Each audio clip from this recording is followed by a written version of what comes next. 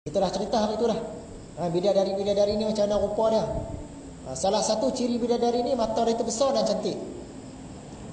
Mereka meminta di dalam syurga itu tiap-tiap jenis buah-buahan dalam keadaan aman sentosa. Nak buah jenis apa pun ada dalam syurga. Mereka tidak merasai kematian dalam syurga itu selain daripada mati yang mereka rasai di dunia dahulu. Dan Allah selamatkan mereka dari azab neraka. Dah masuk dalam syurga ni tak rasa sakit dah.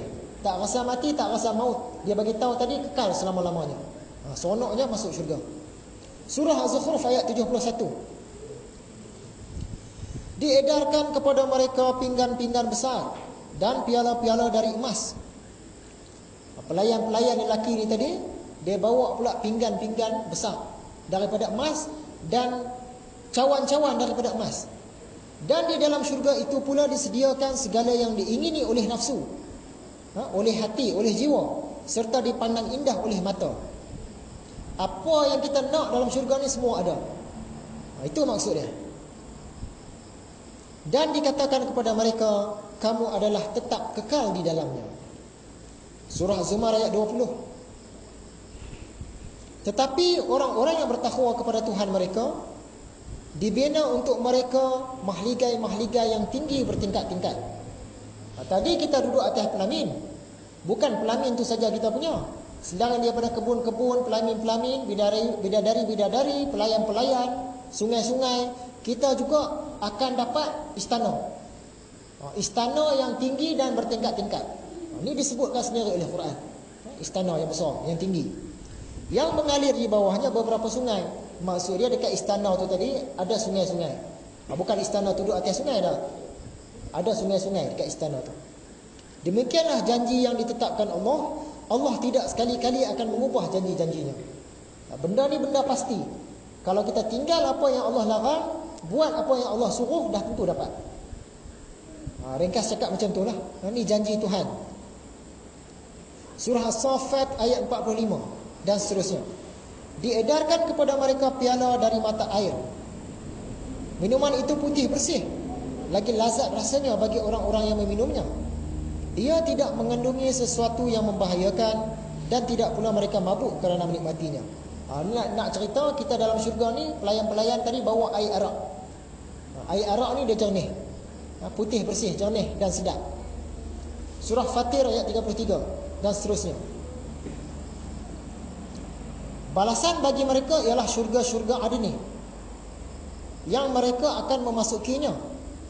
Mereka dihiaskan di dalamnya dengan gelang-gelang tangan. Masuk saja dalam syurga kita dapat pakai gelang tangan. Di dunia ni gelang tangan kita simpan. Sebab apa? Bagi orang wanita, gelang tangan ni dia perhiasan, jadi dia kena simpan dalam baju dia. Sepatutnya macam tu. Di akhirat nanti tu dia dapat gelang tangan yang sangat cantik. Gelang-gelang tangan daripada emas dan mutiara. Kita masuk dalam syurga, pakailah gelang-gelang tangan. Perempuan boleh pakai, lelaki pun boleh pakai. Di dunia ni lelaki tak boleh pakai gelang, di syurga boleh pakai gelang daripada emas dan mutiara. Dan pakaian mereka di situ adalah sutra. Sama macam ayat tadi. Pakai baju sutra, baju nipis pun ada, baju tebal pun ada. Duduk di atas cushion sutra. Pakai pula gelang-gelang emas dan permata. Punya cantiknya kita. Dan berkatalah mereka, segala puji tertentu bagi Allah. Dalam syurga ni apa kita buat? Duk puji Tuhan. Alhamdulillah, syukur. Sebab terlampau seronok sangat. Segala puji tertentu bagi Allah yang telah menghapuskan perasaan duka cita dari kami. Sesungguhnya Tuhan kami Maha Pengampun lagi sentiasa memberi balasan yang sebaik-baiknya. Tuhan yang telah menempatkan kami di tempat-tempat tinggal yang kekal dengan limpah kurnianya semata-mata, kami tidak akan berasa penat lelah di situ. Dan kami juga di situ tidak akan merasa letih lesu.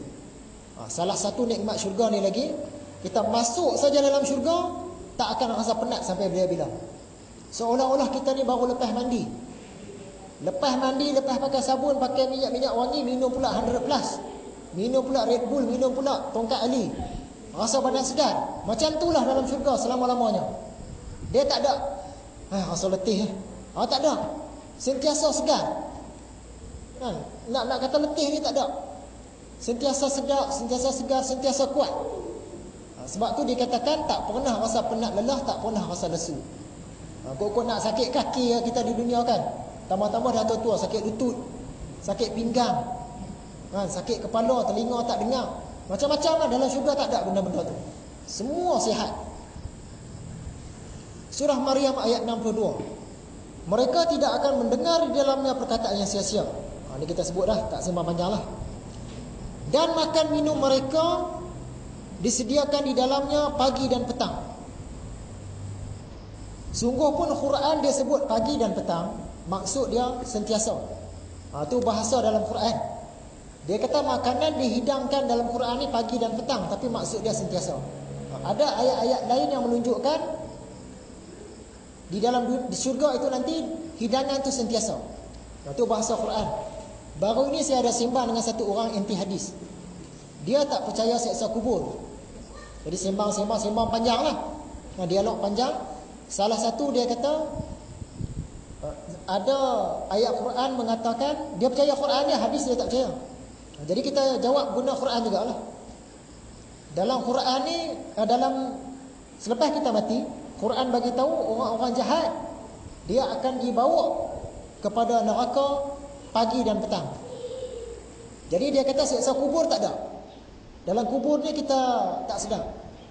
Cuma waktu pagi kita dibawa sekali tengok neraka, petang dibawa sekali ke neraka.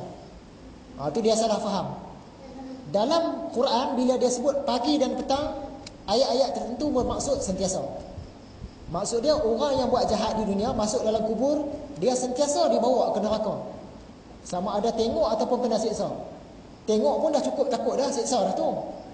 Kan kita tengok sesuatu yang menakutkan, sentiasa duk tengok. Roh kita tu dalam sentiasa ketakutan, itu pun dah siksa dah. Jadi dalam Quran ni nak bagi tahu bila dia kata pagi dan petang, maksud dia sentiasa. Hidangan dihidangkan kepada ahli syurga tadi pagi dan petang, maksud dia sentiasa ada hidangan. Jadi orang yang dah mati, orang jahat, sentiasa dibawa ke neraka. Maksud dia siksa neraka tu pun dah mereka rasa dah dalam kubur. Ini menunjukkan ada siksa kubur. Orang anti hadis dia tak percaya, sebab dia kata dalam Quran tak sebut siksa kubur. Jadi nak mati dia tak risau, mati-matilah, tak ada masalah. Siksa kubur tak ada. Surah Yasin ayat 55, sesungguhnya penduduk syurga pada hari itu berada dalam keadaan sibuk leka menikmati kesenangan. Dia terlupa. Lupa apa? Sebab dalam syurga tu terlampau nikmat sangat. Jadi dia tak ingat. Kalau dia makan buah tu, ulama kata, kalau makan buah delima tadi, duk makan buah delima, makan buah delima terlampau sedap sangat. Bertahun-tahun makan buah delima. Ini kata ulama. Sampaikan malaikat datang tegur, kenapa makan buah delima tu? Dah berapa puluh tahun dah makan buah delima saja. Kita sebab sedap. Makan sedap sampai terlupa duk makan tu je. Banyak lagi nikmat syurga yang lain yang kamu tak rasa. Test yang lain pula. Sampai begitu punya terlupa. Ini cerita ulama, sandaran dia saya tak tahu. Mereka dengan pasangan-pasangan mereka bersukaria di tempat yang teduh sambil duduk berbaring di atas pelamin. Ini orang syurga tadi. Begitulah pandangan gambaran tentang syurga daripada Al-Quran.